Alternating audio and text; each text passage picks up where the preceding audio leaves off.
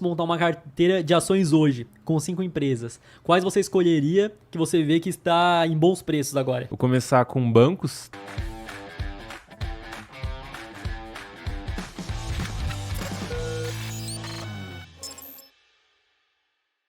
E em relação à Bolsa Brasileira agora, que nós tivemos a Bolsa quase, triscou nos 200 mil pontos, porém ela já está numa queda há bastante semanas, e muitos dizendo que a Bolsa Brasileira já era, que foi fogo de palha, que foi o investidor estrangeiro vindo para cá, mas já foi embora também, enquanto outros dizendo que essa queda tornou a Bolsa barata com mais oportunidades. O que você acaba enxergando sobre isso?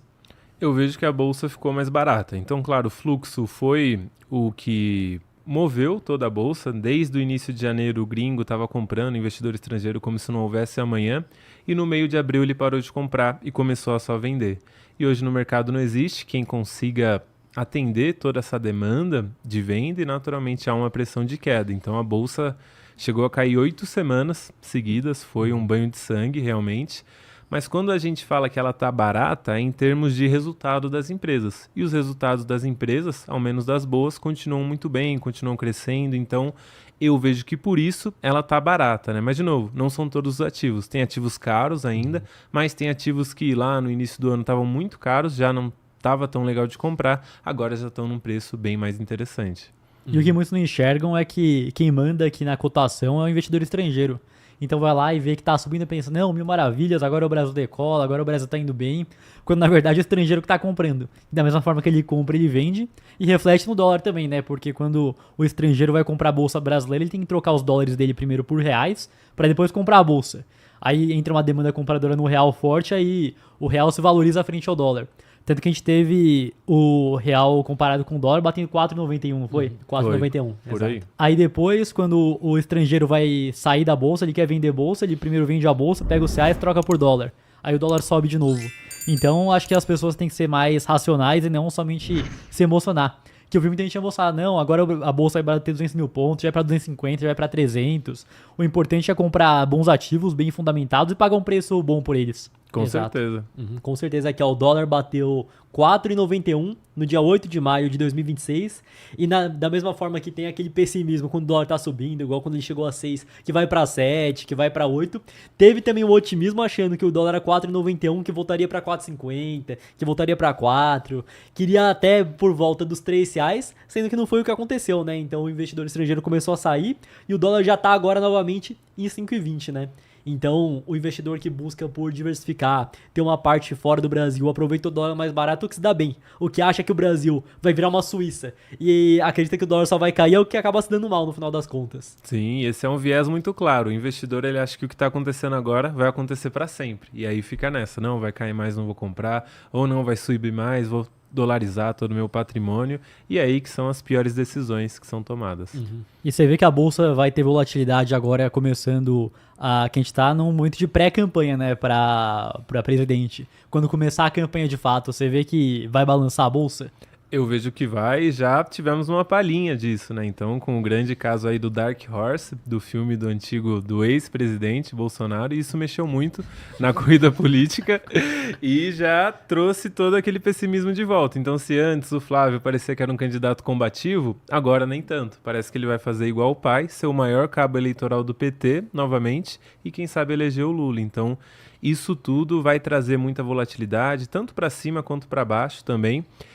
E aqui 2 pontos, né? É um momento de oportunidade, vai dar para fazer boas compras e também é um momento de manter a calma e principalmente seguir o plano. Então siga os percentuais, o que você definiu para o seu plano, que é isso que vai te levar mais longe. Eu me lembro que em 22, quando o Lula se elegeu, a gente viu um Banco do Brasil caindo porque o pessoal tava com medo, não, que ele vai botar o dedo, que vai dar ruim, e os próximos anos foram muito bons.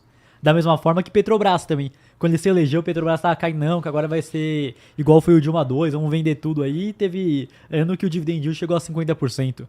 Então acho que a pessoa tem que tomar cuidado e se manter de fato no plano, né? Tem que saber separar as coisas e o que eu falo sempre para os nossos clientes é o dinheiro ele tem que ser agnóstico. Ou seja, não tem que ter lado A, lado B político, porque se ele tiver, com certeza vai perder dinheiro seguindo nessa linha. Exato. Quem deixou a Bolsa Brasil não investiu por conta do governo Lula, deixou de ter uma baita valorização, baita dividendo das empresas, das boas empresas que pagaram. Sim. E, além disso também, eu vejo que muitas pessoas que se ancoram nisso de eleição, que se fulano ganhar, eu vou investir tudo no Brasil, se perder eu não vou investir nada, que é isso, ele sempre vai estar correndo atrás do próprio rabo, vai se dar mal e vai ficar olhando o outro que não teve esse lado político no dinheiro, ganhando dinheiro sempre. Sim, e esse é o pensamento que não vai levar o investidor longe, porque ele olha para um cenário binário. Não, se acontecer isso, eu vou fazer isso, se acontecer isso, já faço isso.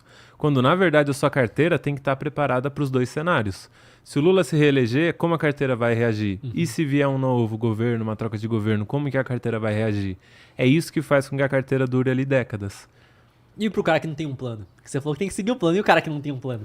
O cara que não tem um plano, ele precisa criar um plano, né? E aí seja sozinho, ou se ele tiver um valor maior com a ajuda de uma consultoria, porque precisa ter o plano, é ele que vai te manter no mercado. Senão você vai ficar refém das notícias. E aí é exatamente o que a gente falou. Putz, quando o dólar estava 6,30, parecia que o Brasil já era, Selic ia 20. Esse cara fez o quê naquele momento? Dolarizou todo o patrimônio. E aí ele viu uma queda aí de 20% da moeda. Exatamente. E agora, se você fosse montar uma carteira de ações hoje, com 5 empresas, quais você escolheria que você vê que está em bons preços agora? Boa, vamos lá. Vou começar com bancos. Então, acho que Bradescão tá num bom preço. Já estava, agora tá mais ainda. Eu tenho um preço teto para ele ao redor ali dos R$ 23, R$ 24. Estava 17 recentemente. Então, o Bradesco eu acho que é uma boa tese. É uma tese para quem quer ter um ganho de capital relevante, porque ainda é uma tese em recuperação, mas também é uma tese que vai te remunerar ao longo do tempo, via bonificação, te dando mais ações com base nas que você tem, ou via dividendo também. Então, em primeiro lugar, Bradesco. Ainda no setor bancário, colocaria aqui um banco de crescimento, que é o Banco Inter, que aqui dentro a gente tem as BDRs e NBR32, que depois do seu último resultado apanhou bastante. Como o setor financeiro apanhou como um todo, ele continuou apanhando. Por quê? Eu vejo que o mercado entendeu que ele foi muito conservador na sua concessão de crédito, principalmente, e isso bate no crescimento. Naturalmente ele vai crescer menos. Mas na minha visão foi uma decisão acertada, ser mais conservador. Então, sendo uma decisão acertada, eu acho que para o futuro, ele segurando um pouco mais o crédito agora, será mais interessante para quem tiver paciência, vai trazer retornos bem legais aí no futuro. De bancão, então, Bradesco e Banco Inter. E tem a questão que eu e o Matheus estávamos conversando, que eu vejo que o brasileiro em si, então boa parte da máquina do lucro do banco acaba sendo o crédito que ele dá do cartão de crédito, que o juro é altíssimo. E tem muitos brasileiros hoje em dia que vão lá e já sabem que se eles se endividam no cartão, não adianta ficar pagando o mínimo, não adianta ficar no rotativo pagando um pouco de juros, sendo que a taxa de juros é altíssima, e já dá o famoso pau no cartão, né, Matheus? É que o cara vai lá, pega o limite todo, gasta tudo e não paga nada. E tanto que aqui no Brasil, até puxei o dado, 83,5 milhões de pessoas estão inadimplentes. A gente tem 213 milhões de pessoas. Uns 50 milhões é criança e adolescente. Das 150 milhões de pessoas adultas, 83 milhões está inadimplente. Quer dizer que estava devendo, porém não somente devia, como não conseguiu arcar com compromisso e agora ficou inadimplente.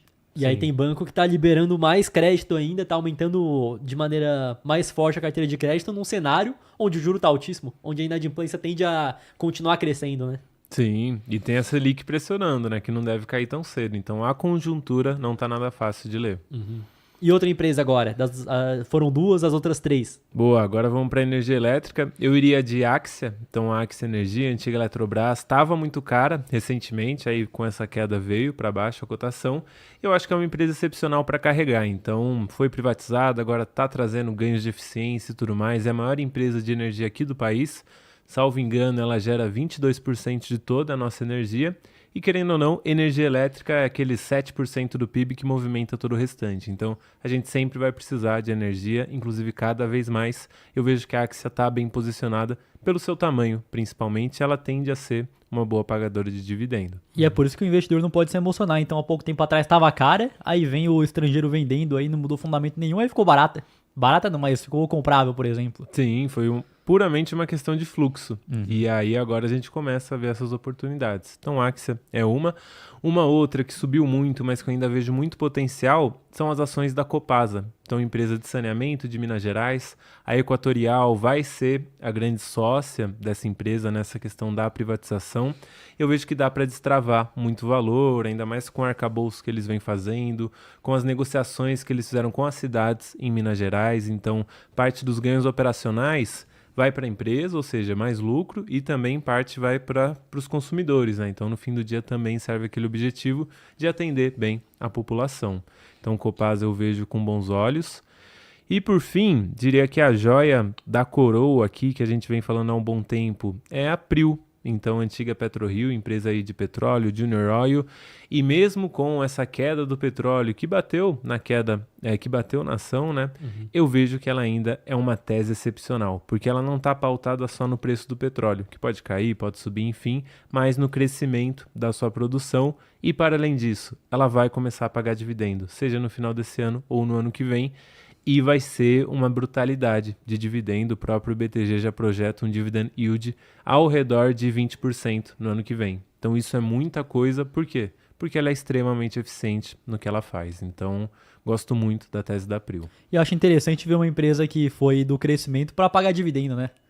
Você parar para ver, no passado era crescimento somente, agora o investidor que foi lá, comprou lá atrás, acreditou, vai receber o dividendo. Sim. Que o dividendo é uma consequência no final das contas, né? Se é uma empresa que, primeiro, foi pegando o dinheiro que ela gerava, ao invés de pagar dividendo, foi reinvestindo, a operação ficou muito grande, a empresa não vê como alocar todo esse caixa e começa a distribuir uma parte. Então acho que é algo natural de uma empresa que teve sucesso ao longo do tempo, né? Sim. E inclusive, se eu não me engano, foi no final do ano passado que a gente colocou na carteira do canal a Prio. E já teve uma boa valorização desde então. Exato. E na época falavam que ela estava cara e, como vocês veem, hoje está muito maior. E é bem legal de ver nessa evolução, porque é o movimento natural de toda boa empresa. Ela vai lá, está na sua fase de crescimento, então não paga dividendo, reinveste, cresce pra caramba. Em determinado momento ela vai estabilizar e começar a distribuir esses lucros. Então, acho que quando a empresa chega nesse patamar, quer dizer que ela teve uma bela história, né, lá atrás, nos últimos anos. E a Luísa ainda foi além, falou que fundo imobiliário é risco de renda variável e é rendimento de renda fixa. Sim. Eu vejo que é a filosofia deles, então eles naturalmente vão reforçar a própria filosofia, mas eu acho que não é um conto do vigário. Eu acho que numa carteira bem montada faz sentido e para diferentes objetivos também. Por exemplo, numa carteira geral, ter os fundos imobiliários eu gosto por dois motivos. O primeiro, reduz a volatilidade da carteira, então ela tende a ter um resultado mais consistente, isso é positivo. E segundo, a gente está descorrelacionando um pouco a carteira. Então não está só correlacionada com o mercado de investimento, mercado acionário, Brasil, Estados Unidos, não. Tem um pouco de mercado imobiliário ali dentro, que tem um ciclo bem mais longo, a gente está falando de 10 a 15 anos, para ter um ciclo completo, que muita gente não consegue esperar. Mas eu acho que numa boa estratégia, na medida correta, que muita gente erra a mão na medida, tem 70% da carteira em fundo imobiliário, chega muita carteira assim para análise, e aí a gente fala, amigão, calma lá, né? Você gosta de fundos, gosta da receita recorrente, mas não dá para você ter tudo isso da carteira dessa forma. Claro que em determinados casos pode até fazer sentido, mas na maior parte não. Então, eu vejo que é uma boa classe, mas na medida correta. Exato, que muitas vezes vem para análise. O camarada tem seus 20, 30 anos, até 35, 40, mas vai buscar se aposentar daqui 20 anos, daqui 15 anos. E aí tem lá, 70% em fundo imobiliário. Ah, por que você tem 70%? Ah, porque eu gosto de dividendo mensal. Mas você tá usando esse dividendo mensal agora para viver? Para bancar o teu custo de vida? Ah, não tô usando. Então é aquilo, né? Ele tá com uma concentração muito grande de fundo imobiliário, sendo que ele poderia diversificar em outras classes de ativo, ter um retorno maior nesse período, porque, querendo ou não, é um ciclo grande ainda, 10, 15, 20 anos, para lá na frente, quando ele já tiver uma carteira maior, que vai ter uma rentabilidade maior, até por conta dos fundamentos. Então o fundo imobiliário é obrigado a distribuir 95% dos lucros. As ações, como a gente estava comentando, pode escolher qual vai ser o seu payout e continua reinvestindo na empresa. Que ele vai ter mais dinheiro, com mais dinheiro lá na frente, ele escolhe se ele quer migrar, qual que faz mais sentido para ele, né? Qual a estratégia. Exato. E eu vejo que tem uma dúvida muito comum, que é: nossa, Rodrigo, mas eu preciso retirar R$1.000 da minha carteira, mas não cai tudo isso ali todo mês. Como que a gente vai fazer? Os investimentos como um todo estão rendendo, cada um dentro da sua caixinha. Então a renda fixa está aumentando, as ações crescendo ali, pagando dividendo. Então, não necessariamente para você receber a renda tem que estar em algo que vai te pagar na conta. Você pode ter ali uma renda fixa e retirar. Claro que tem fatores tributários e tudo mais, mas para deixar isso claro, né? Acho que é uma dúvida bem comum que eu O que eu vejo que é conta do vigário mesmo é comprar imóvel a preço de mercado para alugar. Que aí esse é do vigário mesmo, não tem pra onde fugir. Aí o cara vai lá, compra um imóvel a preço de mercado, comprou 500 mil reais. Vai ter que pagar ITBI, vai ter que pagar cartório. Esse custo que ele teve pra comprar um imóvel já sobe aí quase 10%.